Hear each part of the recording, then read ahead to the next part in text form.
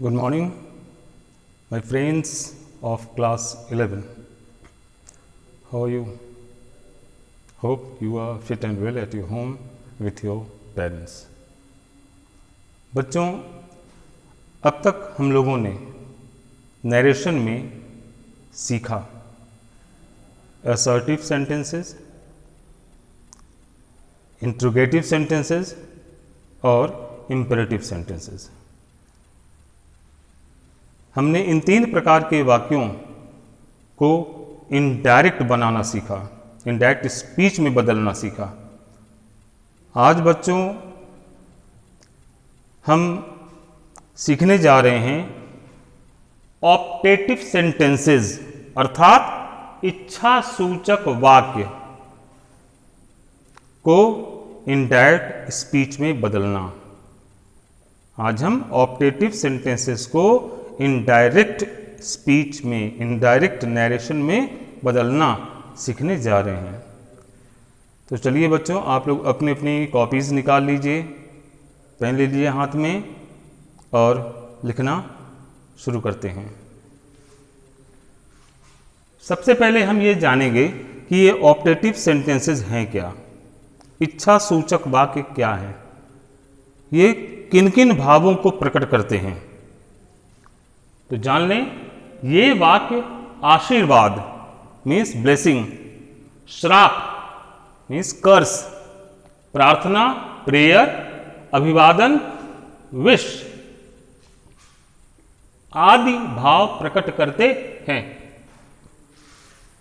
तो इन वाक्यों से किन किन बातों को पता चलता है, किन किन भावों को पता चलता है। इन वाक्यों से हमें पता चलता है आशीर्वाद, श्राप, अभिवादन आदि।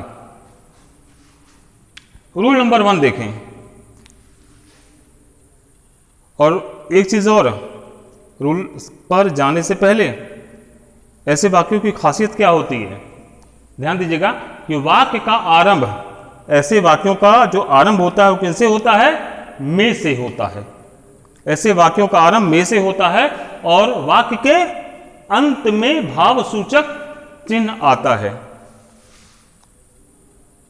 वाक्य के आरंभ में और वाक्य के अंत में एक्सक्लामेटरी मार्क, भाव सूचक चिन्ह का प्रयोग होता है। और जब वाक्य में प्रयुक्त में आशीर्वाद, प्रार्थना, कामना आदि भावों को प्रकट करता हो, तब वह वाक्य ऑप्टेटिव सेंटेंस कहलाता है। फिर से कहता हूं, रिपीट करता हूं कि जिन वाक्यों में का प्रयोग प्रार्थना, कामना जैसे भावों को प्रकट करता है, ऐसे वाक्य ऑप्टेटिव सेंटेंसेस कहलाते हैं। अब रूल नंबर 1 देखेंगे आप। यदि वाक्य में का प्रयोग किस वाक्य में, रिपोर्टेड पार्ट में, इन्वर्टेड कॉमास के अंदर वाला भाग, ठीक है ना, जिसका आरंभ होता है में से। तो यदि रिपोर्टेड पार्ट में का प्रयोग ब्लेसिंग्स प्रकट कर रहा हो, मीन्स आशीर्वाद प्रकट कर रहा हो, श्राप प्रकट कर रहा हो,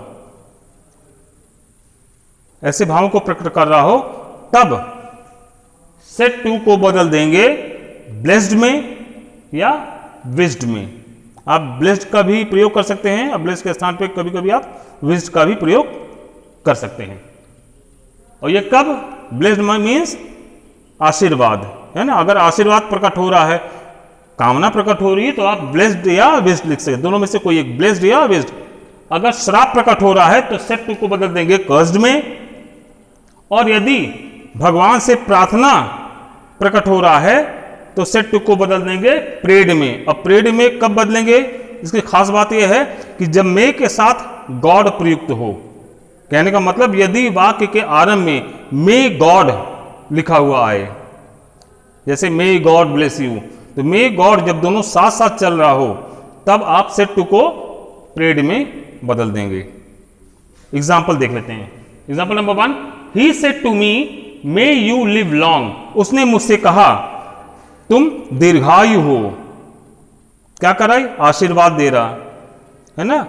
ये उसकी इच्छा है, अंदर की इच्छा, कामना कर रहा है ये, है ना। ये विश है जिसमें ब्लेसिंग का भाव छिपा हुआ है। इसलिए आपने क्या किया? ही विज्ड, ही उतारेंगे, सेट टू को लिख देंगे विज्ड में। मी का आना जरूरी नहीं है, क्योंकि मी का जो रूप है वो हम यहां यू के स्थान पर डाल सकते हैं। तो इस पहले इसके भाव को समझें। ही सेड टू मी, उसने मुझसे कहा। क्या कहा? मे यू लिव लॉन्ग, भगवान करे तुम दीर्घायु हो, अर्थात वह मुझे आशीर्वाद दे रहा है ना। अब उसके मैं अपने उसके द्वारा बोले गए इस शब्द को मैं अपने शब्दों में बोलूंगा। कैसे? ही विज्ड, उसने कामना किया। क्या कामना किया? That I might live long,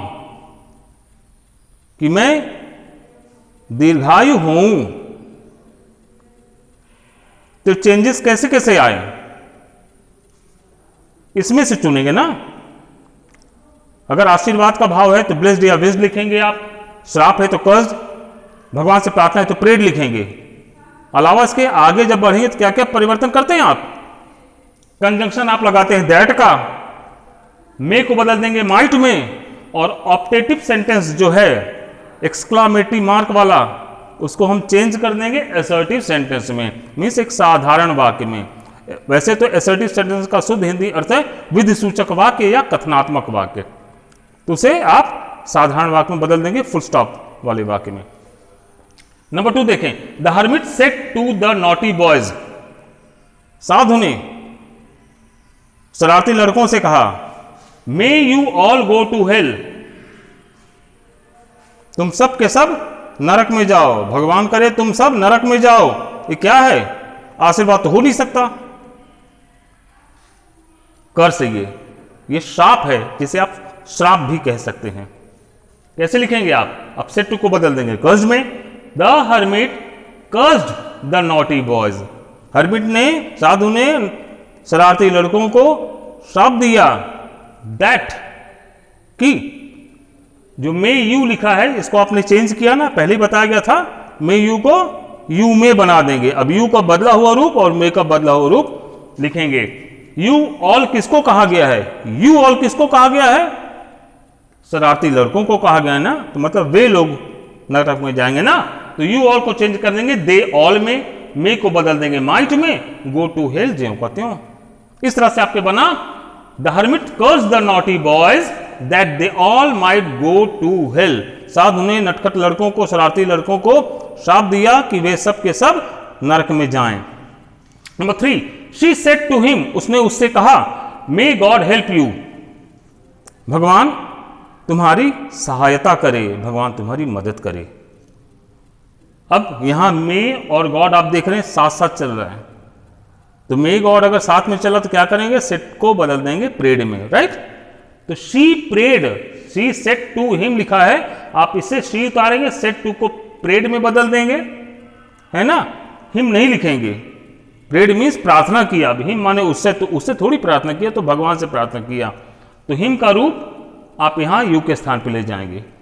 तो शी प्रेड, उसने प्रार्थना किया, दैट कंजंक्शन लग गया, जो मे गॉड है इसको आपने उलट दिया, गॉड मे बन गया ना। अब गॉड मे का बदला हो रूप उतारेंगे, गॉड ज्यों का त्यों उतरेगा, मे को माइट में बदल देंगे। तो जो मे गॉड है बन गया गॉड माइट। हेल्प ज्यों का त्यों उतरा, और यू किसको कहा गया था? किसके अनुसार बदलेगा? ऑब्जेक्ट, हिम के अनुसार ना। तो हिम यहां यू के जगह आ जाएगा अपने ऑब्जेक्टिव रूप हिम में। इस तरह से आपके बना, she prayed that God might help him, उसने प्रार्थना किया कि भगवान उसकी मदद करे। रूल नंबर 2 देखें, इच्छा सूचक वाक्य में और क्या क्या परिवर्तन होते हैं और क्या प्रकट करता है। अभिवादन मीन्स विश, शुभकामना। हम गुड मॉर्निंग, गुड आफ्टरनून बोलते हैं ना, ये सब विश है। जैसे बच्चे, आप सब टीचर को तो करते होंगे विश ना, मॉर्निंग में, आफ्टरनून में भी, इवनिंग में भी। तो अभिवादन अर्थात विश के लिए सेड को विज्ड या बेड में बदल देते हैं। सेट को जब हम किसी को अभिवादन करते हैं, good morning, good afternoon, good night, goodbye, tata, bye bye बोलते हैं, ये सारे अभिवादन हैं। तो इनमें क्या होता है कि भाव के अनुसार हम सेट को चेंज करते हैं। लेकिन ध्यान रहे कि अभिवादन हम कर रहे हैं तो सेट को हम या सेट टू को हम विज्ड में चेंज करते हैं, लेकिन बेड का प्रयोग कब करेंगे? बेड का प्रयोग ध्यान रहे कि केवल विदाई के लिए, विदाई सूचक शब्दों के लिए बेड का प्रयोग करेंगे। जैसे good night, goodbye, bye bye, ऐसे जो विदाई सूचक शब्द होते हैं उनके लिए बेड का प्रयोग करेंगे। सेट को बेड में बदल देंगे। राइट, एग्जाम्पल देख लेते हैं। He said, number 1, he said good morning friends, भाव पकड़िए, उसने कहा गुड मॉर्निंग मित्रों, है ना, सुबह का नमस्ते मित्रों, सुप्रभातम मित्रों। अब उसने किससे कहा? मित्रों किसको बोला? किसी गैर के मित्रों को नहीं, अपने मित्रों को कहा ना। तो उसने अभिवादन किसका अभिवादन किया? अपने मित्रों का अभिवादन किया ना। तो इसको लिखें कैसे? ही जो सेड लिखा है इसको विज्ड में, ही विज्ड गुड मॉर्निंग, उतार लें जो कहते हो जो शब्द है, टू हिज फ्रेंड, यहां फ्रेंड्स है, यहां टू हिज फ्रेंड्स हो जाएगा। He wished good morning to his friends, उसने अपने मित्रों का गुड मॉर्निंग कहकर अभिवादन किया। और या फिर आप ऐसे भी लिख सकते हैं, ही उतार दें, सेट को बदल दें विज्ड में, जो फ्रेंड्स है यहां बाहर में हिज फ्रेंड्स के रूप में उतरेगा, उसके बाद गुड मॉर्निंग पीछे उतार लें। मतलब आप चाहे गुड मॉर्निंग पहले और टू हिज फ्रेंड्स बाद में लिखें, और यदि आप फ्रेंड्स को पहले लिखना चाहते हैं तो टू हिज फ्रेंड्स को पहले जब आप ले आएंगे तो टू हट जाएगा। हिज फ्रेंड्स को पहले लिखें, गुड मॉर्निंग बाद में लिखें, ठीक है ना। तब टू का प्रयोग आप कतई नहीं करेंगे हिज फ्रेंड्स के साथ में। दूसरा देखिए example, she said to Neha, उसने नेहा से कहा गुड नाइट, शुभ रात्रि। ये विदाई सूचक शब्द है। अब आप तो जान ही गए हैं कि यहां सेट को किस में बदलना है? किसमें? जी हां, बेड में बदलना है। तो शी सेड टू नेहा, इसमें हम लिखेंगे, चेंज करेंगे, शी बेड नेहा, उसने नेहा को विदा कहा या नेहा की विदाई की गुड नाइट कहकर, या और she bade good night to Neha. देखिए चेंज आप कर सकते हैं ना, आसान है ना। She bade Neha good night, या she bade good night to Neha. आप नेहा को लास्ट में जाएंगे ऑब्जेक्ट को, तो टू के साथ प्रीपोजिशन टू उसके पहले आ जाता है। अब आप इसे भली भांति समझने के लिए घर पर तो स्टडी करनी पड़ेगी, क्योंकि केवल एक बार ये वीडियो देखने से तो होगा नहीं।